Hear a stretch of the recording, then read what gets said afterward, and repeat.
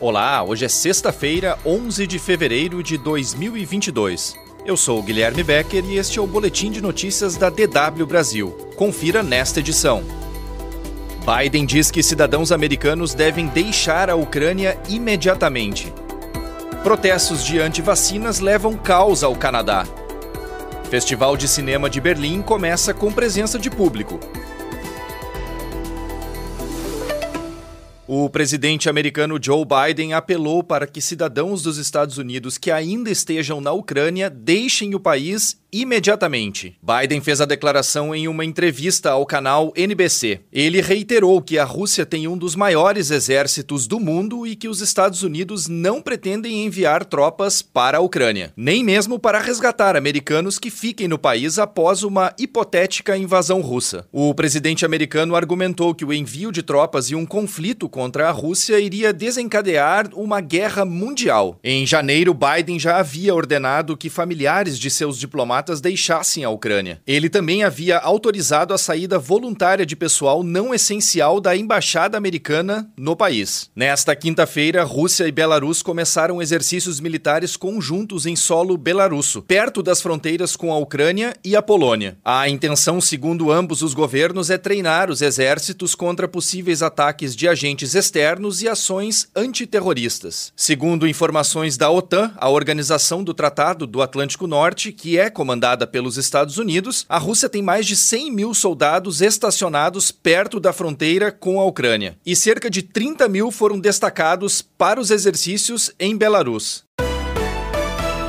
O presidente da França, Emmanuel Macron, anunciou nesta quinta-feira o renascimento da energia nuclear no país. Segundo Macron, a França construirá 6 novas usinas nucleares até 2050 e vai verificar a possibilidade de construir mais 8. O anúncio foi feito em uma fábrica de turbinas na cidade de Belfort. Macron acrescentou que as operações de todas as usinas nucleares já existentes na França serão estendidas para além de 50 anos. Isso significa que nenhuma estação de energia será fechada, a menos que haja motivos convincentes por razões de segurança, disse Macron. A França é o segundo maior gerador de energia nuclear do mundo, atrás apenas dos Estados Unidos.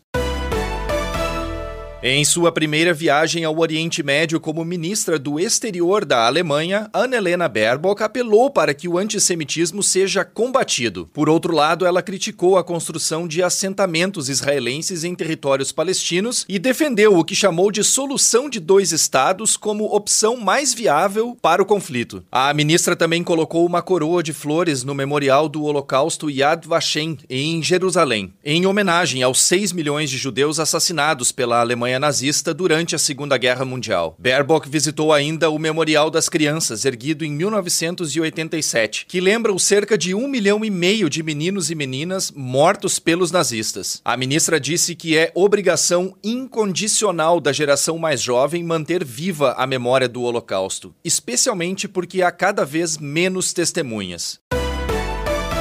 Há quase 2 semanas, a cidade de Ottawa, capital do Canadá, é ocupada por um comboio de caminhoneiros contrários às medidas restritivas anti-coronavírus. Os primeiros manifestantes chegaram a Ottawa no final de janeiro e estacionaram os veículos no centro da cidade. O movimento foi batizado de Freedom Convoy, ou Comboio da Liberdade, em português. Ele começou em resposta à obrigatoriedade da vacinação contra a Covid-19 imposta pelo Canadá e pelos Estados Unidos para caminhoneiros que atravessam a fronteira. Mas o comboio logo se transformou numa cruzada mais ampla contra as restrições da pandemia e inclui outras queixas da extrema-direita. Além de interromper o tráfego, os manifestantes fecharam comércios e estão assediando e intimidando moradores. E os protestos do Freedom Convoy se espalharam para além de Ottawa. As manifestações bloqueiam o tráfego e interrompem o comércio também em alguns dos postos fronteiriços mais movimentados da América do Norte. E o movimento inspirou manifestações parecidas nos Estados Unidos, França, Austrália e Nova Zelândia. No último domingo, o prefeito de Ottawa declarou estado de emergência.